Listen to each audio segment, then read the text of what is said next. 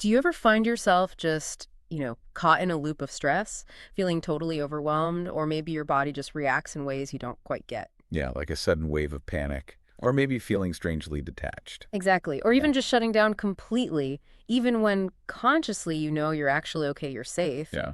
If any of that sounds familiar, then, well, this deep dive is definitely for you.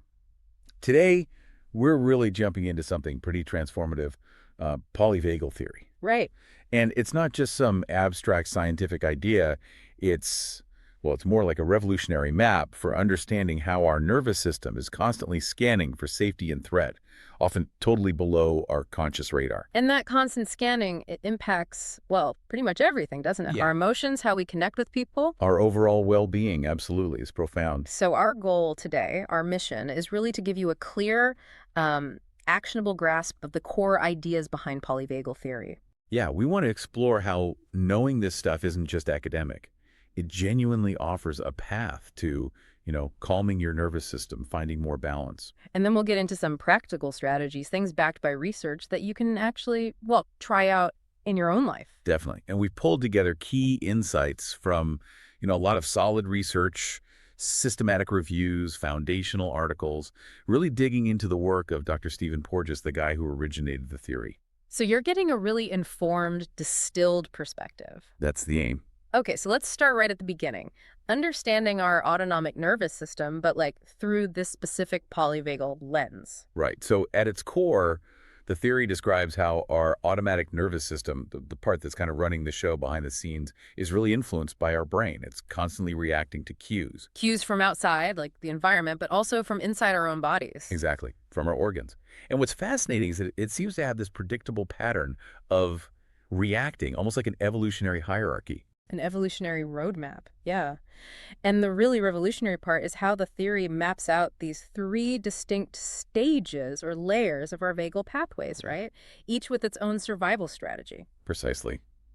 Think of them as different modes your nervous system can shift into. The first one, the oldest, is what Porges calls the ancient system. Okay, ancient. Yeah, it's this primitive, unmyelinated part of the vagus nerve. It's something we actually share with most vertebrates, think lizards, fish. So this is our deepest, oldest survival mechanism, and it mostly handles organs below the diaphragm, like digestion. That's right. And when it gets triggered defensively, it dramatically slows down your internal processes. It's like your body hitting the brakes hard, conserving energy, almost like playing dead. So that's where you see those extreme reactions to really serious threat, like freezing or that dissociative feeling, maybe even fainting. Exactly. Complete immobilization. Death feigning, as it's sometimes called. Mm. It's the absolute last resort when the threat feels inescapable, life-threatening. But it's important to say, right, that the system isn't always about shutdown. Oh, absolutely not. That's key. When this ancient system isn't in defense mode, it's actually crucial for supporting health, growth, restoration in those same organs below the diaphragm. It's about rest and digest when things feel safe. Okay, so that's the ultimate shutdown defense. But what about that surge of energy, that feeling where you need to either run or, stand your ground? Ah, well, that's the next system kicking in the mobilization system. This is the sympathetic nervous system. You got it. This system ramps up our metabolic output. It essentially puts a temporary pause on that visceral vagus activity to gear us up for high-energy actions, the classic fight or flight. Preparing to sprint away or fight back makes sense. It's all about mobilization for survival. And then we get to the really interesting part, especially for us humans as social creatures, the social engagement system. Yes, this is the newest layer, evolutionarily speaking. It's uniquely mammalian. It involves a more sophisticated myelinated part of the vagus nerve. Myelinated meaning faster, more efficient signaling. Exactly. It originates from a specific spot in the brainstem, the nucleus ambiguous, and it regulates organs above the diaphragm, think heart and lungs. And crucially, it actively slows your heart rate. That's the famous vagal brake. The vagal brake, okay. And what's truly amazing is how this newer system is wired together with the nerves that control the muscles in our face, head, even our voice. Ah, so that's why things like a smile, eye contact, the tone of someone's voice, even just a little head nod, why they feel so powerful in making us feel safe or unsafe. Precisely. The system is what enables all those complex social behaviors, caring for babies, cooperating in groups. It's how we mammals signal safety and danger through facial expressions, vocalizations, gestures. It's fundamental to connection. This whole framework really clarifies something Dr. Porges called the vagal paradox, doesn't it? It really does. For ages, vagal activity or vagal tone seemed contradictory. Right, because on one hand, you had situations like fetal distress, where a massive slowing of the heart rate, bradycardia, was a really bad sign or risk factor. Yeah, a sign of shutdown. But then on the other hand, having good heart rate variability, that healthy fluctuation, was seen as a sign of resilience, health, good vagal function. So how could the vagus be both bad and good? And the theory resolves it beautifully by distinguishing these two pathways. The newer, myelinated ventral vagal pathway, that's the one linked to the vagal brake, social engagement, resilience, that's the good variability, Okay. versus the ancient, unmyelinated dorsal vagal pathway, that's the one linked to the risky shutdown, the immobilization, the dangerous bradycardia. It's not just one vagus, it's about which vagal pathway is active. That makes so much more sense. And all this detecting and reacting, it happens automatically, right? Through Yeah, something called neuroception. yeah, neuroception. It's crucial to understand this isn't conscious perception. It's not you thinking, that situation looks dangerous.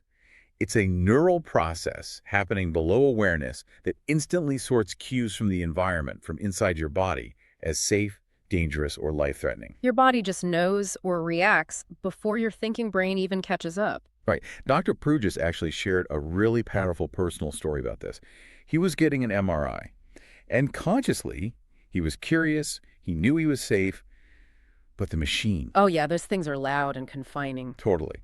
And his body, through neuroception, perceived that enclosed, loud environment as a major threat.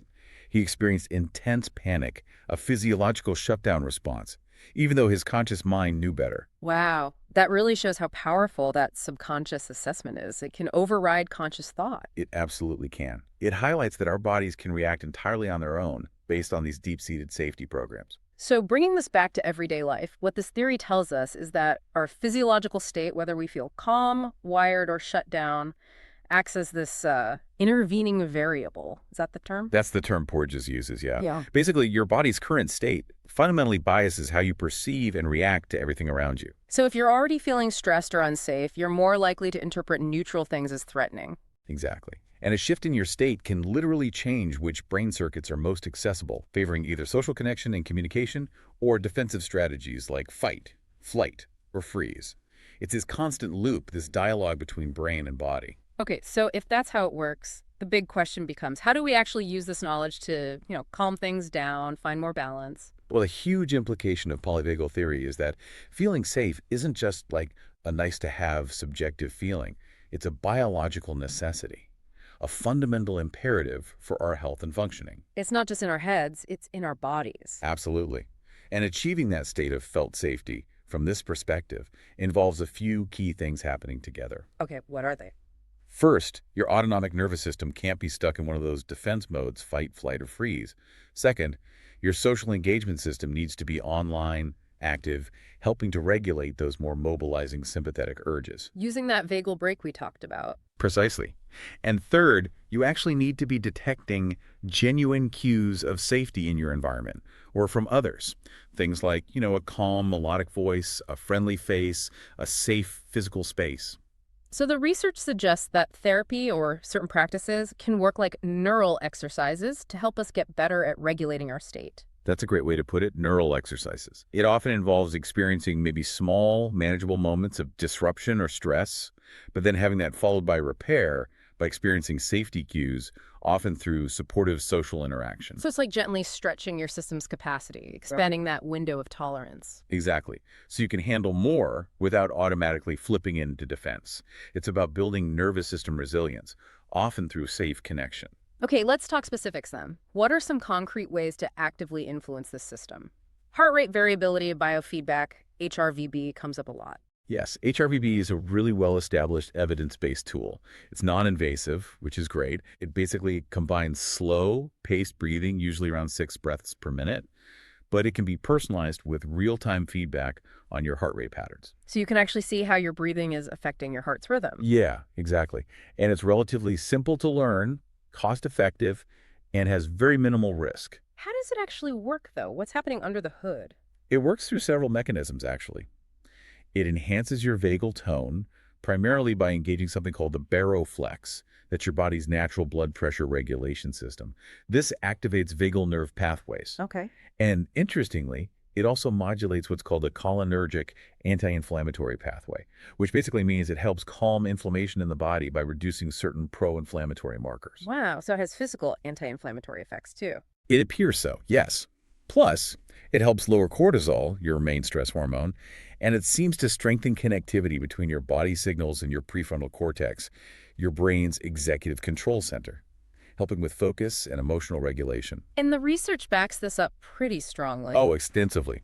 There's solid research showing benefits for cardiovascular health, like after a heart attack, or for managing coronary artery disease and hypertension. It helps lower blood pressure. That's significant. Definitely. And beyond the heart, it's shown to reduce symptoms of depression and anxiety, build resilience, and just generally improve emotional and physical functioning. Some studies even show reduced hospital readmissions for cardiac patients who use it. You mentioned personalizing the breathing rate. That's the resonance frequency breathing part? Yes, exactly. Resonance frequency breathing is about finding the specific slow breathing rate, usually somewhere between 4.5 and 6.5 breaths per minute for most people, that maximally stimulates your baroflex. Ah, so it's tuned to your individual physiology. Right, it synchronizes your heart rate and breathing rhythms, which optimizes gas exchange, getting oxygen in and CO2 out efficiently. And the research shows that practicing biofeedback at your resonance frequency gives you these immediate, quite large boosts in baroflex sensitivity, and those gains stick around with continued practice. Okay, that sounds really promising.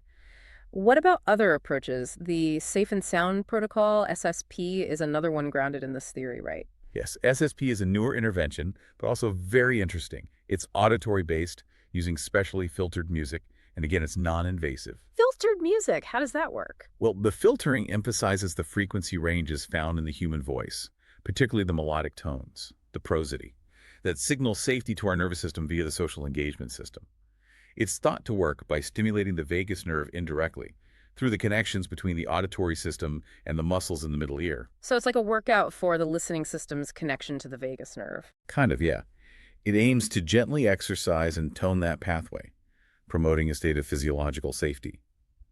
The idea is it makes you more sensitive and receptive to cues of social connection, increases parasympathetic activity, the calming branch, and might even support neuroplasticity, the brain's ability to change. There's even some early suggestion it might influence oxytocin release. The connection hormone, okay. And what does the early research show in terms of benefits? It's still preliminary, needing more large studies, but early findings are promising. There's suggestion it might help individuals with autism spectrum disorder, improving sensory processing and reducing repetitive behaviors. Also potential benefits for PTSD and even cardiovascular health by helping buffer against chronic stress effects. So the goal is similar. Reduce those defensive reactions like anxiety and stress and boost emotional regulation and social connection. That's the core idea, yes. Some studies have shown improvements in things like social awareness after using SSP. How is it typically done? Is it something you do at home? It usually involves listening through headphones for about an hour a day, over 5 consecutive days. And importantly, the protocol emphasizes doing this in a quiet, safe space, and crucially, with some kind of social support, present a therapist, a trusted friend or family member, Why the support person? to help co-regulate and maintain that feeling of safety during the listening process. It's part of creating the right context. And the research does note, especially for adults with trauma histories, it might be necessary to pause or go slower if strong emotional or physical reactions come up. It requires careful attunement. That makes sense. So we've talked about these active techniques like HRVB and SSP. You also mentioned a distinction between passive and active pathways to calm. Right. This is a helpful distinction, I think. Passive pathways are things that can spontaneously trigger that safe, connected ventral vagal state without you consciously trying. Think about just being in a really quiet, peaceful place, or having a genuinely compassionate interaction with someone, listening to a voice that has that warm, melodic quality prosody, or even certain kinds of calming, modulated music. These can just naturally soothe your system and activate social engagement. So your environment and interactions can passively shift your state. Exactly. But then there are the active pathways, which require more conscious effort. These are things like deliberately engaging in those reciprocal back-and-forth conversations, practicing specific breathing techniques like the resonance frequency breathing we discussed, or even using certain movements or postures known to influence physiological state. So these active pathways are more about consciously exercising and building your resilience over time. That's a good way to think about it. And really, both passive and active approaches are important. We need those environmental supports and safe connections, and we need tools to actively cultivate our own nervous system regulation.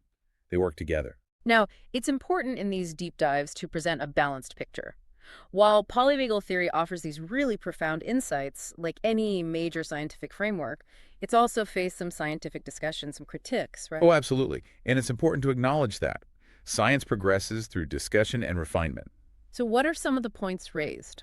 Well, for instance, some researchers have challenged specific anatomical assumptions within the theory. There's also ongoing debate about whether one specific measure, respiratory sinus arrhythmia or RSA, That's related to heart rate variability. yes, it's a component of it linked to breathing. There's debate about whether relying solely on RSA as a direct equivalent measure for overall vagal tone is entirely accurate. Some argue it might be what they call a category mistake, confusing a useful index with the whole complex phenomenon itself. Okay, so technical debates about measurement and specific pathways. Right. And it just underscores that science is always evolving, refining its understanding.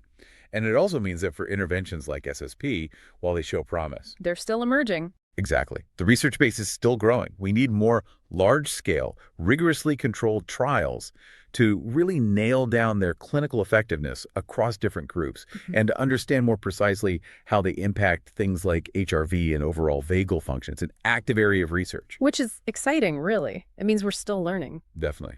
So just to kind of wrap up the core ideas, Hmm. understanding these different layers of our nervous system, the ancient defense pathways and that newer mammalian social engagement system, it really gives us incredible insight into why our bodies react the way they do. And importantly, insight into our built-in capacity for connection, for safety, for healing. Absolutely. Yeah. And knowing that practices like HRV biofeedback and potentially things like the Safe and Sound protocol Hmm. offer tangible, research-informed ways to actively work with this system. To guide it towards more balance, more resilience, better well-being overall. Yeah. It puts some power back in our hands, doesn't it? It really does. So maybe a final thought for you listening. What really stands out to you about this whole idea that feeling safe isn't just, a mood or a thought, but a deep biological imperative? Yeah, something that fundamentally shapes your health, your relationships, your ability to actually thrive in the world. How might understanding that change how you approach those moments of stress or maybe feeling disconnected? Recognizing that deep down, your body is always trying to keep you safe, using these ancient programs even when it feels messy or overwhelming. This is a powerful reframe. It is. And if this deep dive into polyvagal theory has sparked something for you, if you're curious about applying these principles maybe more directly to your own life and well-being, we did want to mention Edward Jenny and Associates. Right. They offer psychotherapy and also collaborative assessments that are really grounded in this kind of science, very much dedicated to healing. Their whole approach really emphasizes building that foundational safe relationship first, which, as we've just discussed, is so key. Definitely. And they use various assessments to get a really deep understanding of your specific triggers, maybe relationship patterns, which connects directly back to understanding your nervous system's responses. And it's a team-based approach focused on creating a really personalized plan to help you feel understood and, find effective ways to move forward. Helping you navigate your own nervous system pathways towards healing. Exactly. So if you want to learn more, maybe request an appointment or even just book a free consultation to see if it's a good fit. You can check out their website or just call Edward Jenny and Associates directly. The number is 610-444-6089. That's 610-444-6089. Well, thank you for joining us on this deep dive today. Yes, thank you.